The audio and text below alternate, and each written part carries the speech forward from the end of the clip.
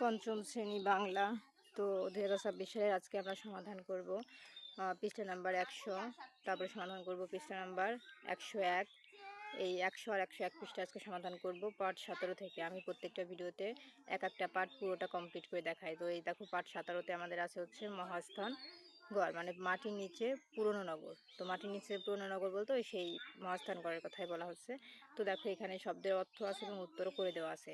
তো আমরা এখানে 1 নাম্বার থেকে উত্তর দেখব। চলো ভিডিওটি শুরু করি, এবং চ্যানেলটি সাবস্ক্রাইব করে দিতে হবে, কারণ সাবস্ক্রাইব করলে আমি ভিডিও আপলোড করলে অটোমেটিক তোমাদের ফোনে কিন্তু ভিডিওগুলো চলে যাবে ইউটিউবে। তো দেখো এখানে 1 নাম্বারে আছে শব্দ নিয়ে খালি ঘরে বসে বাক্য তৈরি করি। তো এখানে আমাদের শূন্যস্থান পূরণ করতে হবে এর মধ্যে থেকে উত্তর নিয়ে। তো এখানে ক নাম্বার আছে এলাকাটি ড্যাশ স্থান নামেও পরিচিত। তাহলে উত্তরটি কি হবে? এলাকাটি, এই যে আমি ভালো করে দেখাই, এলাকাটি মহাস্থানগড় নামেও পরিচিত। তারপরে বগুড়ায় ড্যাশ এক সময় বাংলার রাজধানী ছিল। তো চলো এই প্রত্যেকটা উত্তর আমরা দেখে নিই। এই যে দেখো আমাদের উত্তর, এলাকাটি ঐতিহাসিক স্থান নামে পরিচিত। বগুড়ায় মহাস্থানগড় এক সময় বাংলার রাজধানী ছিল। দুর্গের চারপাশে প্রাচীন আর পাখির পরিখা। সাধারণত নদীর তীরগুলোতে সভ্যতা গড়ে উঠেছে। এসব গ্রামে দেখা যায় প্রাচীন বসতির প্রমাণ। তো এই ছিল আমাদের সমাধান। তো দেখো আমি এইগুলো যা দেখালাম তোমরা কিন্তু উত্তরটা এর ভিতরে লিখে নিয়ে প্রত্যেকটা, ঠিক আছে? তো আমাদের উত্তর কমপ্লিট। এখন চলে যাব 2 নাম্বারে। দেখো 2 নাম্বারে আমাদের লেখা আছে প্রশ্নের উত্তর বলিও লিখি, মানে এই প্রশ্নের উত্তরগুলো আমাদের এখন পড়তে হবে। এই অঞ্চলের সবচেয়ে পুরনো নগর কোথায় পাওয়া গেছে? তো চলো এর উত্তরগুলো দেখে নিই 9 নম্বর পর্যন্ত। এই যে দেখো আমাদের ক নাম্বার, এই অঞ্চলে সবচেয়ে পুরনো নগর কোথায় পাওয়া গেছে? উত্তর, এই অঞ্চলের সবচেয়ে পুরনো নগর নরসিংদী জেলার ওয়ারী ও বটেশ্বর গ্রামে পাওয়া গেছে। তারপরে দেখো আমাদের খ নাম্বারে আছে ওয়ারী ও বটেশ্বরে কি কি প্রাচীন নিদর্শন পাওয়া গেছে?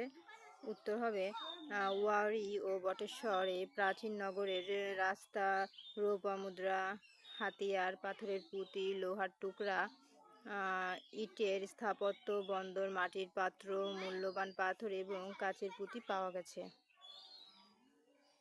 এখন দেখো আমাদের গ নাম্বারে লেখা আছে, এই যে গ নাম্বার আছে কিভাবে ওয়ারী বটেশ্বরের প্রাচীন সভ্যতার খোঁজ পাওয়া যায়?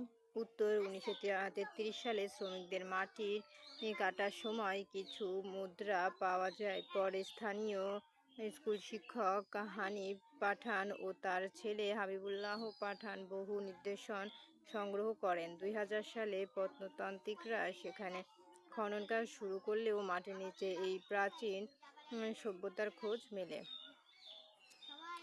এখন দেখো ঘ নম্বর আমাদের লেখা আছে দুর্গ কি? উত্তর হবে দুর্গ হলো শত্রু সেনাদের আক্রমণ থেকে বাঁচার জন্য চারিদিকে প্রমাণ দিয়ে ঘেরা এক ধরনের সুরক্ষিত নিরাপদ স্থান বা কেল্লা। এখন দেখো আমাদের নাম্বার লেখা আছে খুবই সমৃদ্ধ ছিল প্রাচীন ওয়ারী বটেশ্বর অঞ্চল। কিভাবে এটি বোঝা যায়? উত্তর, ওয়ারী বটেশ্বর আবিষ্কৃত ইটের স্থাপত্য, পরিকল্পিত রাস্তা, দামি পাথরের পুঁতি, রৌপ্যমুদ্রা, এই যে রৌপ্যমুদ্রা এবং রোমান সাম্রাজ্যের সাথে ব্যবসা বাণিজ্য যোগাযোগ দেখে বোঝা যায় যে এই অঞ্চলটি অন্তত সমৃদ্ধ ছিল। তো দেখো আমাদের কিন্তু এই 2 নম্বরের উত্তর কমপ্লিট। 2 পরে চলে যাব 3 নম্বরে। দেখো 3 নম্বরে আমাদের বলেছে প্রশ্ন বানায়। পাঠ থেকে, এই দেখো পাঠ থেকে কি, আমি ভালো করে দেখাই, এখানে বলেছে পাঠ থেকে কি, কেন, কোথায়, কিভাবে, কত, কেমন ইত্যাদি শব্দ ব্যবহার করে প্রশ্ন তৈরি করি এবং বন্ধুকে জিজ্ঞেস করি। মানে আমরা এখানে এমন একটা প্রশ্ন লিখবো যে প্রশ্নটার মধ্যে কি কথাটা উল্লেখ থাকে, আবার এখানে এমন একটা প্রশ্ন লিখবো সে কথাটার মধ্যে কেন কথাটা উল্লেখ থাকে, আবার এখানে এমন একটা প্রশ্ন লিখবো যেখানে কোথায় উল্লেখ থাকে। এরকম আরও কয়েকটা প্রশ্ন লিখবো, সেখানে কিভাবে বা কত, কেমন, এই প্রত্যেকটা কথা কিন্তু এক একটা প্রশ্নে উল্লেখ থাকবে। তো চলো আমরা এরকমভাবে পর্যন্ত প্রশ্ন বানাই। তা আমাদের কিন্তু এই পাঠের থেকে সাথে মিল রেখে প্রশ্ন বানাইতে হবে, ঠিক আছে? এই যে দেখো আমাদের প্রশ্ন ক নম্বরে আমরা প্রশ্ন বানাইছি ওয়ারী ও বটেশ্বর গ্রাম দুটি কোন জেলায়? দেখো আমাদের এখানে কিন্তু কোন কথাটা উল্লেখ আছে, মানে উপরে যা যা বলেছে আমরা সেইগুলো ব্যবহার করেই কিন্তু প্রশ্নগুলো বানাইছি। তারপরে কত, দেখো আমাদের উপরে কিন্তু কত লেখা ছিল, তাহলে আমরা সেই কত দিয়ে আরেকটা প্রশ্ন বানাইছি, কত সালে ওয়ারী বটেশ্বর প্রত্নতাত্ত্বিক খনন কাজ শুরু হয়। তাহলে ওয়ারী বটেশ্বর কোন নদীপথে রোমান সাম্রাজ্যের সাথে বাণিজ্য করত? তারপরে ঘ নাম্বার লিখেছি মাটি খুঁড়ে পাওয়া যায় রূপ মুদ্রা দেখতে কেমন, দেখো এখানে কেমন কথাটা উল্লেখ আছে, ঠিক আছে। আমরা ওইখানে যা যা ছিল আমরা সেইগুলো অনুসারেই কিন্তু প্রশ্ন বানাইছি। এখন দেখো ম নাম্বারে লেখা আছে ওয়ারী বটেশ্বর সভ্যতার বিশ্বজুড়ে কি, এই দেখো কি আমাদের উপরে কিন্তু লেখা ছিল কি দিয়ে প্রশ্ন বানাইতে, আমরা কিন্তু তাই বানাইছি। তারপরে মন্দিরের কোন ধরনের, এখানে কোন কথাটা উল্লেখ ছিল আমরা সেইটা দিয়ে আবার আরেকটা প্রশ্ন বানাইছি। স্থাপত্য আবিষ্কৃত হয়েছে, দেখো আমরা প্রত্যেকটা ভাবেই কিন্তু প্রশ্ন বানাইছি। তো আমরা কিন্তু এগুলো লিখেছি, এই দেখো আমরা কিন্তু এই কি দিয়ে প্রশ্ন বানাইছি, কোন দিয়ে, কোথায়, কিভাবে, কত, কেমন, এই প্রত্যেকটা দিয়ে কিন্তু এক একটা প্রশ্ন আমরা নিচের ঘরে লিখেছি, তোমরা এরকম লিখে দিবা।